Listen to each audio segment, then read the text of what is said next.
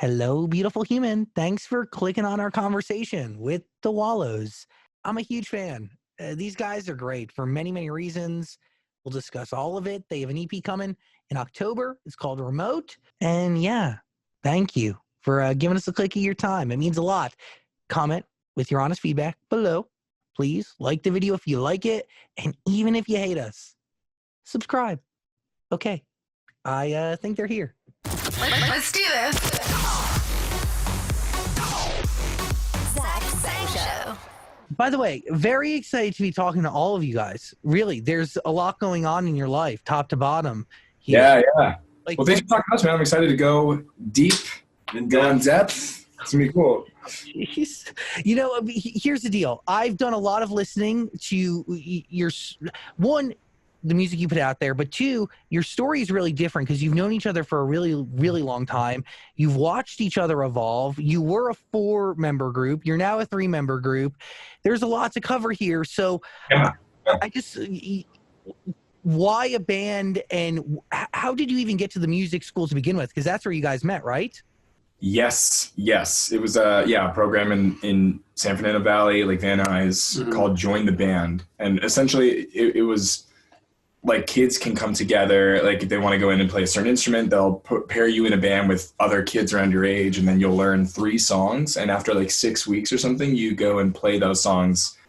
All the bands play at one show in one day. So like in my case, the reason I think it happened for Braden and I is I had a friend that lived at the same apartment complex as I when I was like 12. He had done Join the Band.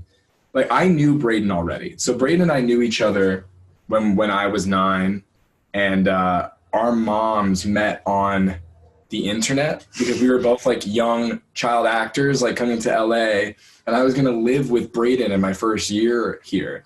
Like, cause I'm from Indiana, Braden's from Ohio. And they met on like some chat board where there's like stage parents or something. Yeah, it should have been a scam. Yeah, like exactly. It shouldn't have worked. Yeah, but we met that way.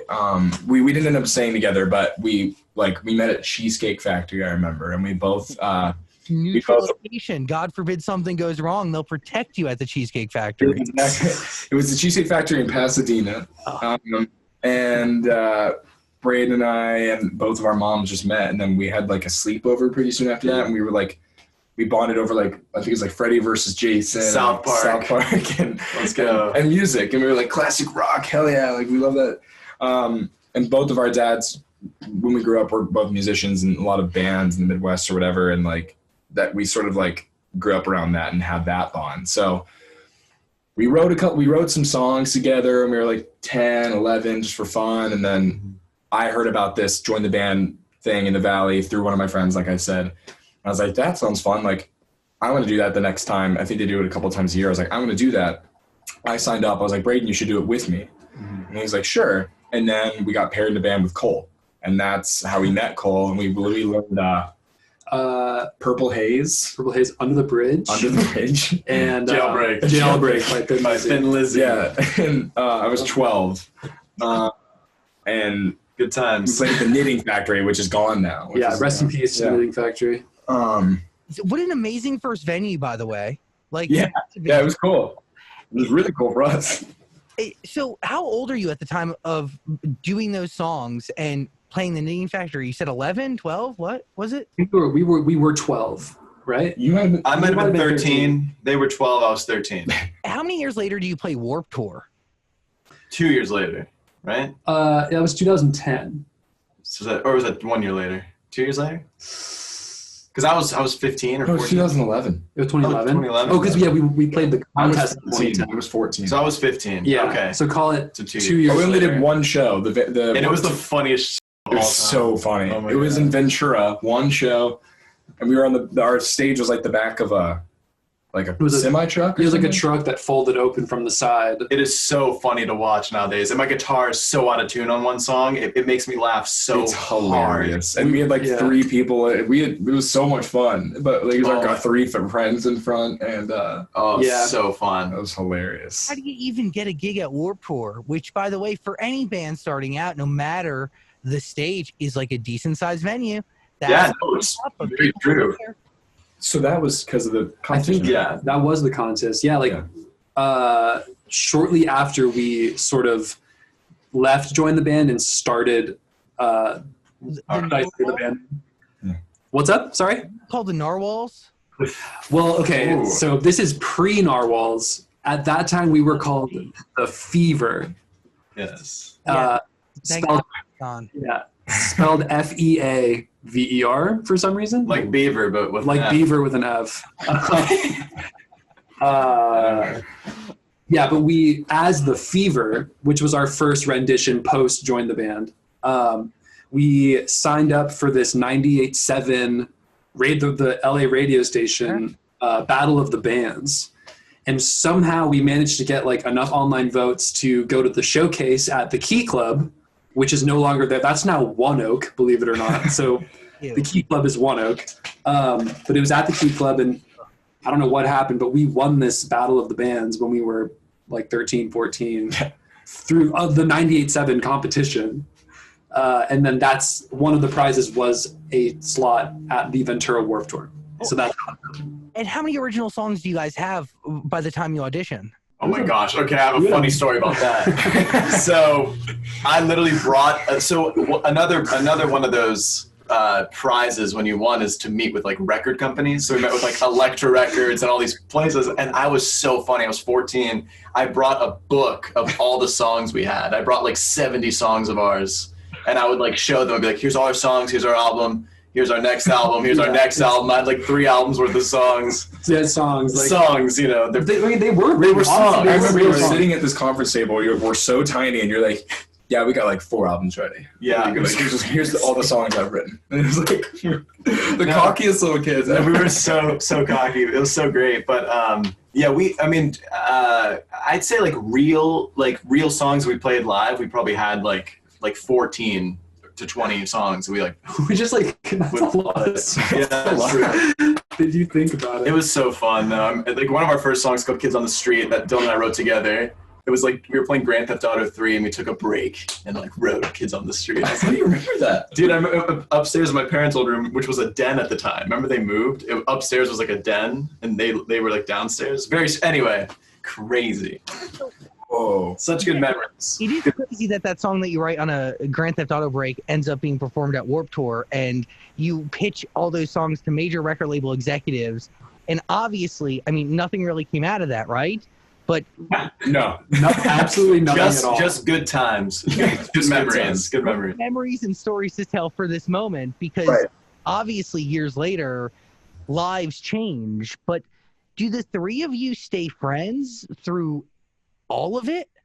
Yeah. I mean, I think we were consistently like rehearsing and writing and playing shows like the whole time. Mm-hmm. Like I remember we played as the Narwhals while I was going to school at USC. Do you remember that? And they were like, my friends were in the front moshing at the that downtown venue. Do you remember that? What? You don't remember this? What's that the Terragram? But we played Terragram as the Narwhals. That's crazy. And we were like, yeah, all the people were like moshing. And that was when I was a sophomore in college. Oh yeah, we're like people mosh. We Yeah. played Pictures of Girls at that show. We did. It's like an early rendition of that song. Yeah. So we were consistently doing it throughout, I mean, from age 12 to, I guess now. Writing music weekly, monthly, how did you, even now today, like, how has your creative process changed? I'm assuming you're playing less than Grand Theft Auto, and maybe are you allotting time to make music? How does it work today compared to before? Or even the Narwhals? Wow. The Narwhal. I mean, I remember the beginning, music was mainly written at our old friend's house. Like we would go there, old bass player's house. So we would go there and actually play our instruments live and write songs like just in the room kind of thing. And we would also do that in like my parents' bedroom. We would like write music when we were really young in there. And it would kind of just start with like ideas, and then we would go to each other and just jam them out or just improvise something. But yeah, a lot of jamming. But now it's been a little different now because of the world. Like I'd say that the songs we've written recently that are going to come out on Remote, coming out October 23rd. Yeah, new EP. Those were all written kind of sparsely throughout time, but then like condensed together during this quarantine. So we wrote a lot of stuff through voice memos. Like I would like sing a guitar part and then Cole would play it because he has the professional gear that I don't have. Professional gear. So like I would like write a guitar part in my phone and just like send it to him for him to play. So the writing process was different in that way. I don't know. It's been kind of the same, more or less. Maybe less of like live jamming and more like recording parts and stacking on top of each other rather than like live writing or something. I can't remember the last time we wrote a song all like jamming. With electric instruments. Like I can't remember. Crazy, actually. Wow. Yeah, it's all been demoing into the computer for the past like 3 and a half, 4 years. That'd be fun. Yeah. But So why have you gone from one way to another? What's Because we can't actually play. I'm just no, that's funny. I think, well, when we became a 3-piece, like, and just like, you know, things changed. Like I went to school and they were working on things. Like we stopped just having the luxury of being able to like play as a full band pretty much whenever we wanted. Yeah, that actually makes sense. And also like, you know, once we started, I don't know, like once we got older and started to like be exposed to a lot more music and have different tastes and styles and stuff, like I think our writing just became more about like demoing, and I don't know, it just changed. Mm-hmm. It changed. Yeah, you can only get so imaginative with like one guitar, bass, drums. Yeah. And yeah, that actually makes sense. And then I feel like right around that time when we became a 3-piece and like became Wallows, that's when you started to learn like really how to actually record yourself. Right. And it's sort of, I feel like we realized we could experiment a lot more with, you know, programmed drums or, you know, just through a computer. We're like, this is actually way easier and allows us to get more creative. And then we just have to figure out how to play it live later. Yeah, which is a process in and of itself. And by the way, like that, it is a process, but you do have so many more possibilities, right? Like literally at your fingertips. Yeah, almost sometimes it's way too many possibilities because like one virtual keyboard instrument will have like a billion different sounds. So it's it becomes a lot of like, once I find something I like, that becomes like one of the 5 things that we always go back to, I think, when writing, at least from my perspective here with this. I gotta hit pause real quick to tell you about a sneaker that is changing our world. And I know that might sound dramatic, but it's true. Thousand Fell not only looks amazing, these sneakers are designed for literally everybody, and usually a piece of fashion. It's not meant for everyone. It's meant for one person or a group of people. These things are literally sleek and cool for you, me, your mom, your grandma. It doesn't matter. Plus, Thousand Fell is 100% leatherless. They're 100% recyclable, which is awesome. They're also vegan certified. Thousand Fell is certified by PETA and zero waste. Their whole process produces nothing, no waste. Also, Thousand Fell is good for any weather condition. They're stain and water resistant, and they're odor repellent. So if your feet smell, Thousand Fell's for you. Also, blister proof. So if you walk, don't worry. Thousand Fell's got you every step of the way. I love them. This is the coolest part. Besides the design and besides the fact that they produce zero waste, and the people, the minds behind Thousand Fell care about our world and about us. If you send your old pair of Thousand Fell back to the headquarters, they'll give you $20 on your next pair. Like what? Your pair will be recycled or donated. Either way, going to the proper home.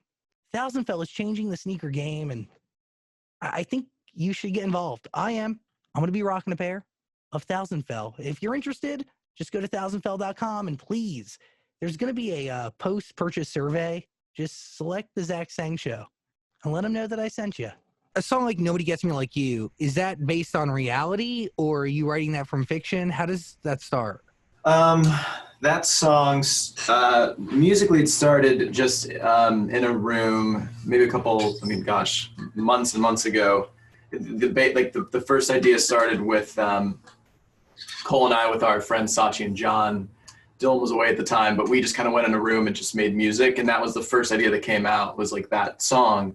And there's a fun video I might have to share sometime, but there's a keyboard line after the first chorus that is the first thing that I just like played on the thing, and Cole got a video of it. Me and Sachi are just laughing, having like the best time, and it's the part that's stuck in the song, which is really cool. Yeah, it's like nonsense keyboard playing, nonsense. and then right when the chorus ends, it's like exactly the exact take perfectly, and then it's like garbage again. It's really it's really funny. But and then lyrically that song just came from an honest place as well. Like I just was, thinking of someone and thinking about how, I don't know, I've never really written like a true like kind of love song, I guess. Like I've never really like, it's like sometimes harder to write an actual genuine like love song that doesn't sound cheesy or something. So to me, when I was just thinking about it, I was like, wow, like this person actually gets me, which is kind of cool. Yeah. It's like the concept of it I thought was like interesting or something. Yeah, and I think too, like during that specific session, like when that music and the whole idea of the song sort of began, like we were sort of inspired by just like pop songs. And like it was an attempt at us being like, let's like make something that's relatively simple, straightforward, but like sends a pretty clear message and it's just like pop, because it's just, that's weren't you guys trying to like, weren't you like trying to like, we were strictly trying to write a pop song and trying to keep like these really simple, digestible like lyrics, just like this hook that's so just like, isn't that what you were going for? And it also, I remember when you guys sent it to me, you called it People, and it was on the day that People by the 975 came out. And I was like, you guys sing a song called People, a song called People just came out. Yeah. It's a random thing. Wait, so do you start the session knowing that you want to create something that's more poppy and let that kind of dictate where you go? I'd say for me, like that's like 80% of the time, like I'll know exactly the kind of song that like I'm trying to like find or create. So yeah, going into that session, it was like a lot of like just early 2000s pop music or something. Yeah, I feel like there's some songs that'll be on our like second record inevitably that one is like inspired by When It's Over by Sugar Ray. And one is inspired by Ali and AJ. Potential breakup song. And then best song ever. One is inspired by like NSYNC or something. Yeah, NSYNC. Yeah, and like, cause those songs, like I know there's plenty of people in the world who might find those songs really funny, or like they are like certainly nostalgic and whatever, but those are such wonderfully crafted songs. Like especially something like NSYNC or I have so much respect for that as an art form. It's insane. Like, it's so good. Us trying to do that, I think, is where, I mean, Nobody Gets Me kind of came from that. And then, like Dylan said, a lot of the songs on the record going forward, like just happened to be from that same period of time. So in this pop mindset, that's also inspired by a cheap but forever 90s kid pop, right? Like Disney Channel pop. Yes. I mean, I wasn't inspired by LA. I was not inspired by. I don't even know who that is. I love it. I do. So I wake up inspired, and I'm inspired by them. They had that movie where they milk cows. Great movie. Yeah. What was Cowbells? I don't even know what this is. I gotta look this up. I remember that. Dude, that's hilarious. Disney Channel movie of the week. But then what's also interesting about Nobody Gets Me is it was like pop inspired, pop writing, whatever. But then like Ariel Reichstad, right? I mean, I say it differently every time. I need to time. ask him how it is pronounced. Yeah, and then Dave Fridman mixed it, who did like like Flaming Lips and like things like that. So I feel like I love how the song is like a traditional kind of pop song, but with the production and mixing of like a Flaming Lips or like Weezer thing, and it's just like what or whatever MGMT thing. And that's kind of polarizing people maybe right now. Yeah, people don't really get the production, but I like it. There was a Twitter comment that said something about how the song sounds like it was made in a microwave. I saw that. Which is hilarious. Like, I think it's cool to present this pop song in that form, just kind of like this crunchy, like I love it. I love it, but it is a little bit abrasive. Yeah, it's kind of crazy and it's abrasive, and like I remember the version that we had that was just when it started off with just Sachi and John. Like there was a version that existed that was much more. It was much more simple. It was like big crash cymbal in the chorus, like a big synth line, like fuzz bass, and that was it. Like really easy to understand, like really just like kind of like jumping at the show kind of thing, right? But then Ariel took it and sort of was like, I'm trying to go for like he's like, I think we should take this like a Velvet Underground making like a psychedelic pop song kind of way. And I was like, that's cool. And then he's like, I think Dave Fridman would really kill this in the mix. And we knew who Dave Fridman was. We were like, hell yeah, like we're huge fans of Dave Fridman. Like, and the song, yeah, just naturally became kind of crazy, which we love. Like, yeah, I'm here for that. Like there's a lot of songs on Remote, the EP, that are crazy and definitely different for us. Like we're definitely experimenting on it. But like, it just is really kind of natural. It's all really natural coming from us. But I think that like the most like abrasive sounding one in certain ways is Nobody Gets Me. But that's funny because I feel like it's like the most conventional pop song on the thing too. So it's anyway. Yeah. I'm interested in how Remote is going to differ from the other Wallows records that you've put out, but are Wallows records different than Narwhal records, different than Fever records? Or that's yes. I mean, yes, but also like Nothing Happens sort of, a lot of those songs existed in earlier forms as the Narwhals. Like a lot of them come from the Narwhals era, and like we just sort of that's what it is. Yeah. But then we they evolved over time. But so in certain ways, like production wise and like just, I feel like in terms of like it sounding mature, like it's definitely different from anything we would have done as the Narwhals or the Fever or whatever. But there is still a lot of like the same, I guess, like blood or influence in it that was around during Narwhals. But I'd say that now, no longer. Like if like nothing we're doing now is anything from the past. Nothing Happens did because it's natural. It's our first record, and everyone says like you have your whole life to write your first record, and that it definitely is true. But now it's just uncharted, brand new territory, and definitely different from anything we were ever trying to make before. I'd say Nothing Happens. It is the first album. There's pressure attached to it, but then some may argue there's more pressure attached to the second one. That's why people put it off for so freaking long, because they fear the sophomore slump. Mm-hmm. Yeah, we like don't want to put it off. We ideally want to record it soon, and I don't know if it'll be able to come out soon because we're probably only going to put it out when like we're able to tour it, because that's just what you have to do, and who knows when touring's going to come back. But yeah, we're kind of eager to jump into it in a way, like because I think. Look, like I guess it could be a sophomore slump. I have no idea. It depends on how it's received, but like it's not going to be anything like Nothing Happens in most ways. And that's why I feel like it's more exciting for us and we're eager, because at least I know that we're not going to like make a worse version of the first album, if that makes sense. At least we're trying something new, and like that's at least inspires us more, and I think makes us less nervous to jump into it, because we're not like, oh, is this as good as the first? Because I can't even compare them. You know what I mean? And you rather that, right? Because who wants to do the same over and over again? Yes. I've always said this. Like, I think that artists get sort of screw themselves a little bit when they make two records that are like really, like if they have success on the first record and they make one that's really similar the second time, they're not going to be able to like make the same kind of album the third time around. And then when they experiment, then everyone's like, what are they doing? Because they got everyone used to one thing. And I think there's certain artists that really pulled that off extremely well, and I've always had that mindset. So like I feel like our mentality going into our second album, no matter what, was like it's gotta be different from Nothing Happens. Like we have to just get people prepared for whatever.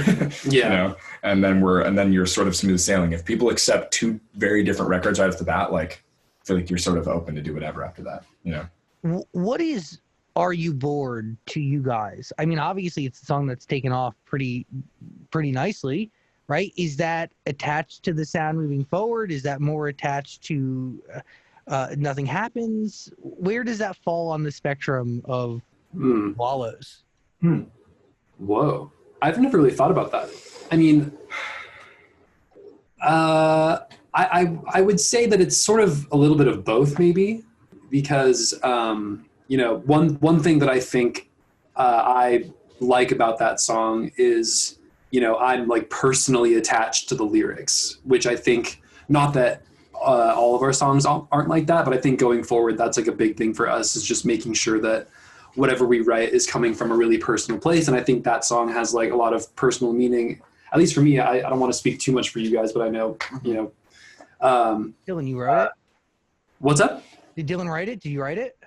We all did. We all I guess did. the lyrics. Yeah, kind lyrics of were like them. Yeah, lyrics we both Cole and I wrote. Yeah. So I think that's something about that will stick around. I mean, as far as like the actual sound of it, I don't know. Yes and no. I don't know. I mean, I have thought about that a little bit because I think, it's funny. Yeah, Are You Bored Yet has gotten a lot more pickup than our other songs, especially this year. And I think what's interesting about Are You Bored Yet is that it if it leans on any side of the Wallows spectrum, like new Wallows or old Wallows, it leans more new because it feels more like one of the more, I guess, like modern or like sort of pop songs on Nothing Happens, which I feel like is more in line with what we're doing now. So I still really appreciate Are You Bored Yet? And I'm not burnt out on it. I'm honestly just like, I'm proud of that song because we never pictured that being a single, or especially the lead single. We just made the song. We're like, yeah, we really like the song. Like, we didn't think of it in that way. And then when the label wanted to make it the lead single, we were surprised. And I remember at first I was like fighting it. I was like, no, like that doesn't make sense. But then obviously they know what they're talking about. Like, it's their job to like do that, not ours. And I mean, we should give input for sure, but Collaboration. Yeah, collaboration. We ultimately just listened, and I don't know, like it feels like that sort of underdog song that just sort of really surprised us. So I really like that song. I'm really proud of it. I honestly am. When you're writing it, are you asking that question to yourself or to somebody else? I think in the narrative of the song, it's kind of a bit of both. Like, it's sort of saying, I'm getting a little tired in this relationship, and like, are you bored yet? It's kind of are you? Yeah, like the question, like you have the question for the other person, but maybe you haven't quite asked it yet. So it is a little bit of both. It's sort of asking, it's sort of like wanting the other person to answer the question so that you don't have to. That's the whole. Yeah. Like, I hope you were feeling the same thing and that you can do this so I don't feel. Yeah, like you rip off the Band-Aid. I don't want to do it. Exactly. Yeah. Question, like, what do you think it was that people heard in you guys early on that allowed you to keep going? Because, I mean, it is a feat to even win that band competition. Like, maybe I'm wrong. Like, maybe I should like know everybody's past maybe a little bit deeper, but none of y'all were super duper famous, back then, like in a huge way. Like, not now, like not 13 Reasons Why famous, like, no offense, it's pretty big now. Of course. There was some real credibility that was like, people heard something here. So my question to you, and even to your parents, like, what is it? What do you think they heard? When we were like little. Yeah. Oh my goodness. I feel like adults just got a kick out of us because we were like 13-year-olds like playing like classic rock and roll, and adults were like, damn! You know what I mean? I feel like realistically that's what it was, and that's why we won that competition. Like, there were probably plenty of like very talented like 20s like musicians in their 20s in that competition that we just like they were won because we were like running all over that stage as like 13-year-old kids just going crazy. Yeah. I remember like this could be part of it. Like when I was a kid, my mom would tell me, like, when people would ask her about the band, she would say like, oh yeah, like whatever keeps them out of trouble, because like we were so dedicated to it for some reason. Like we were driving out to Santa Clarita and like doing all this stuff like multiple times a week. So it was like what occupied all of our time. And so that's better than us not doing anything, I guess. Right. So we just had supportive families. I don't know. Yeah. Very supportive families. Yeah. And then I think like, for that question, if it's posed to like Wallows, like I don't know, because we definitely had like a platform when we first came out. I mean, like, we didn't mean to time it this way, but our first song and like the debut of Wallows did come like only like a few weeks after like 13 Reasons Why had aired. So we obviously had like a platform and an easy way to get the song to a lot of ears right at the beginning. That's absolutely true. But like, no one had to like it or stick around at all. I feel like there's plenty of people that you see that are like famous or popular or whatever that try music and like no one listens to it. Like, they'll listen to it at the first and then they kind of goes downhill. But like, it was really refreshing and like really rewarding that like it only like grew from there and people really just responded to music. What people liked about it, like I can't say. I don't like, it's hard for us to know like why it resonates with people. Like, we know why we make it, but I can't say what made people stick around. But like, I'm just happy that they did and that it stood for itself. And Wallows now just completely stands on its own. By the way, you bring up a really interesting point, right? Like, yeah, people had access to it at the gate, but they didn't need to hang around. It didn't need to grow. It could have fallen off. And obviously, this is something that's been around in your life for so long and something that you've taken seriously, all of you, for so long. So my question to all of you, is music what you think you were meant to do? Because that could be something that you question. Like, Dylan, you can't tell me that you didn't give probably 15 hours a day on set on 13 Reasons Why on some days, working like a mother, and this was still all happening at the same time. Like, it's hard work, for all of it. Absolutely. Yeah. The timing of the time we were doing both. It's crazy times. A lot. But like, my mind was always on music though. Like, I mean, obviously I was focused, but like, I mean, I definitely like Wallows is essentially, I feel like what all of us were definitely meant to do. Like, Yeah, 100%. It's my mind is occupied by Wallows like 100% of the day. Yeah. Yeah, I would say, yeah, just from when my dad first taught me guitar at like 10 or 11 years old, it was just like, that's just what I wanted to do. I just played guitar in my room for like 10 hours a day, listened to like all his records on my vinyl player that he had since like the 80s or 90s. It's like all day. Like, and I just recorded on GarageBand all day. Like, I would also go skateboarding and do all this stuff and like hang with my friends, but yeah, like music was the thing. I was like, oh yeah, this is gonna like, oh, I want to do this. Like, this is like what I want to do. Like skating, I knew it wasn't going to be like Tony Hawk, I was doing that for fun. Yeah. But then music was for fun, but then also like, oh, I want to like actually do this, Yeah, and I feel like Braden and I, like we both grew up acting, right? And I think that, but there were a lot of times, we've known each other for so long, but there were times in our lives where we'd be like, yeah, like, screw acting, like we just want to do music, like that's all I want to do, like that's way cooler, it's all blah blah blah. Like, we've always had those kind of conversations. Like, we've always like hoped that one day we'd be doing what we're doing right now, and like that's really what we've wanted all along, ever since we were like little. And so I think we're both just really thankful that it worked out. And like, it's funny though, like I feel like there were also times where like, I'm done acting, man, like that's stupid, like I don't want to do that anymore. But then we're more open to it, I think. Definitely. Now, like, because it's sort of, I think that the stigma of like an actor trying to do music or a musician trying to act has really gone away, especially in the last few years, because like there's just so many like musicians, like I'm thinking of like Janelle Monáe or something, that like will go and try an acting project, and then it's like, oh my God, she's amazing. Like, this is like, you don't, like, there's no stigma about it anymore. So we're just sort of open to using our time wisely. And like, if touring's not a thing for a while, like we're going to be trying to do other things. And if once an album's done, and like, just making the best use of our time creatively in general, we're more open to it now. People care about genuine, right? People care about organic. So if you put your organic self into anything and they're supporting you, they'll support what you do. And you guys make honest music. I couldn't find any of the Narwhal or Fever stuff, so I don't know if you were writing honest records back then, but it seems honest today, truthfully. So I think that's the biggest thing, right? Like, sometimes people who are actors or whatever, they do music, it's like, it's obvious that they were just given a song by somebody else, and the first time that they're hearing the song is the same time that they're cutting lyrics written by somebody else. It's like, do you get what I'm saying? It's not they're just attached. They're not the same thing. It's one thing being shoved in another hole, and it doesn't turn out very well usually.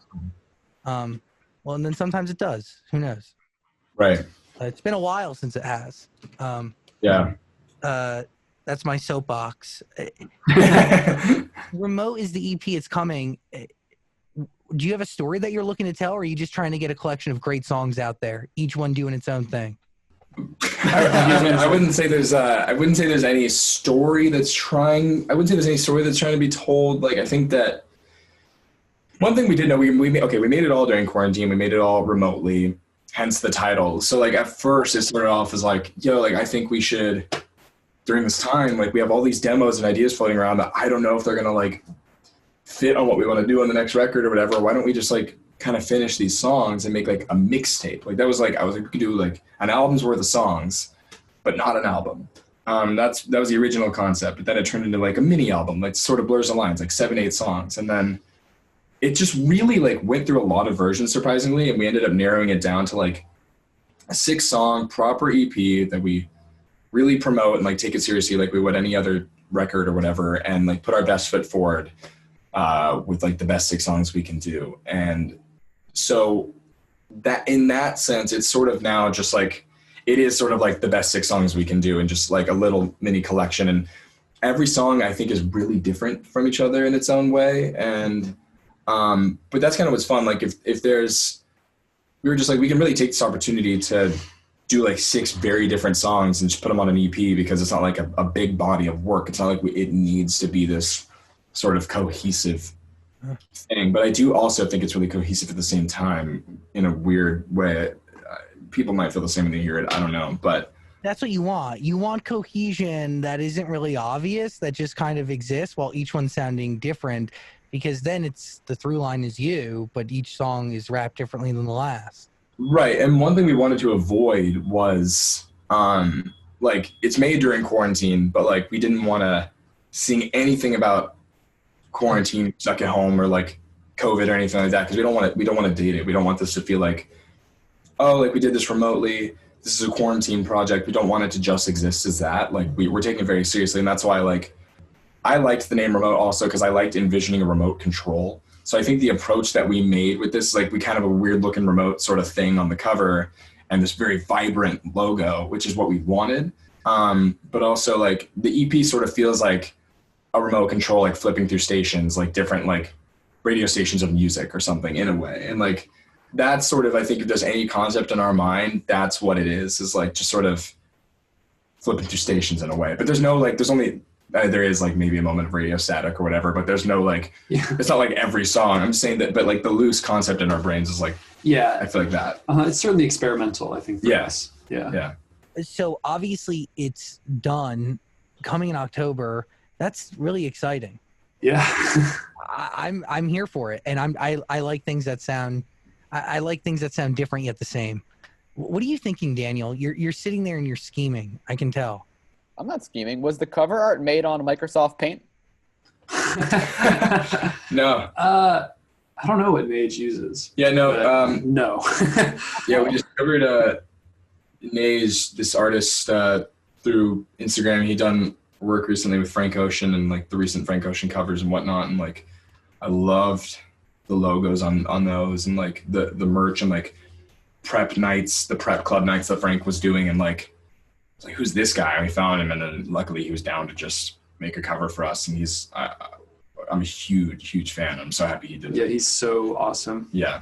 I thought you guys may have been just running with that whole 2000s thing, because I also saw you had the what was it, the PowerPoint logo that said wallets in the music video. Oh yes, that is like straight up like word art. Yeah. Yeah. Yeah, I thought you guys may have just been running with that throughout the whole remote thing. Sort of in there, but not like, yeah. not really. I think that the music video exists in its like own world. Yeah. And the EP is sort of Its own world. its own world. But I mean, they're connected because Nobody Gets Me's on the EP, but they serve different purposes. Yeah. Now, wasn't okay? That was part 1 of the music video, right? Yeah. Mhm. Correct. So were these songs all written at the same time, or did you decide to do a follow-up later? Was that all written at one time? Like, Well, the original concept before quarantine hit was we were going to put out 4 singles this year. So Okay was going to come out, or it did come out as that first single of the bunch, and then Nobody Gets Me was going to be second no matter what. But we didn't know that was going to be a part of Remote, because Remote wasn't going to exist. Like, that came later. And you know, we decided to put Nobody Gets Me on Remote after we realized that we did it remotely with Ariel and all that. But anyway, so yeah, Okay and Nobody Gets Me and 2 other songs were around at the same time. So we knew the blueprint of those being connected in the video. So that's why when Okay ended to be continued, we really thought it was going to be continued way sooner and like no problems. But then we had to make the decision if we wanted to keep it going, knowing that it's going to be on Remote. And we were like, yeah, why not? Like, let's just do it. Question, Dylan, when you break down lyrics or get into the booth, do you have a process? Like, how do you prepare? Well, on Nothing Happens, like Brandon and I would like slave over lyrics together, whether it be he singing it or I'm singing it. Like we would leave the studio and go to specifically 101 coffee shop here in LA, and like we'd sit there for like 4 hours and be like, what should we say on this song? You know, like what should we do? And I think that approach has changed a bit. Like at the time, I don't think we took lyrics seriously, but we weren't focused on that. We were focused on like the music and like whatever, and we sort of thought of lyrics less. I think we've as time has gone on, realized the importance of lyrics even more, and like it is one of the first things that I think about now. And like when we're demoing, like I used to only sing gibberish over demos, which is still the majority of the time now. And you're like, but even Kanye does that in the booth. You know, you hear like a Kanye leak, and he's just like, like feel like everyone does it. You know what I mean? When they're first like figuring out a song, but like not I don't want to overthink it. I think my thing now is like, for me personally, like I don't want to overthink the lyrics. Like when we're making demo and like if Cole's making a part or something, I'm sitting here just writing out words that I could be able to go and sing on the song. Because I think a demo, especially for our label or something, is always easier to digest if you have actual words that you're listening to. So I feel like most of the time now we're trying to make sure that like these songs are as completely written as possible early on, rather than like figuring out as we go while recording. I think that's really important. And I remember saying after Nothing Happens, I was like, to make it easier on ourselves, like every word has to be written before we go in there. Yeah, like the day before we did Scrawny on our album, like me and Cole got in the studio and Dylan was just in the backyard pacing before he did the vocals, like writing the lyrics, like right before and finishing them up, which is just funny. But that's just normal too. It's not, but I just want to avoid that now because it's stressful. You're like, what am I going to sing on this I do song? think Under Pressure is good. Like I was watching the Trey Parker, Matt Stone, South Park documentary. 6 Minutes to Air? The 6 Minutes to Air. And I totally agree with Trey Parker. He's like, I don't want to think about what I'm doing, 2 weeks before. Like, I need to do it right before because the pressure makes it easier and, like, it just kind of happens. And, like, that's kind of exactly how I feel. Like, there is times where, like, maybe our label or something wants demos before we can do, like, a record or something. But at the same time, I want to be like, no, just let us go in and, like, make something from scratch literally a week before it has to be done because then a different kind of approach comes out of it. So I take the Trey Parker approach to lyrics. Hey, it's working, dude. In a nutshell, the world should listen to Remote. It's coming in October 23rd, 24th. When is it? 23rd, yeah. 23rd, 2-3. But Nobody Gets Me Like You. That's out. Deserves Your Ear. Are You Bored Yet? Great record, top to bottom. And please, let's hang out more so we can. I really want more music with you guys. And I appreciate you giving us time and energy today. And whose room are you in? Like, who sleeps there? Coley Boy, you have a great. You got Coley Boy. We are Coley Boy. That's where the magic happens. We'll see that on MTV Cribs one day, right? That's right. That's Welcome to right. my room. And then he'll be there. Brandon will be there, just chilling. Next, is that a pineapple on the bed? That's my cat's little pineapple bed cave thing. Cool. Yep. Well, tell your cat hi, and thanks for giving us time, guys. Appreciate you. Thank you for your time. Seriously, thank you. We'll guys. talk again soon. Yeah, please. Hopefully next time in person. We'll be back in LA soon. Yes. Okay, cool. Love it. See you later, everyone. Bye. Goodbye. Hey, beautiful human. Thanks for watching our full interview, but I get it. Like, a full interview is a lot. So we got a clips channel. We don't expect you to watch the full thing anymore, so we just gave you the highlights. Please subscribe and notifications and all that stuff. Okay, cool. I love you.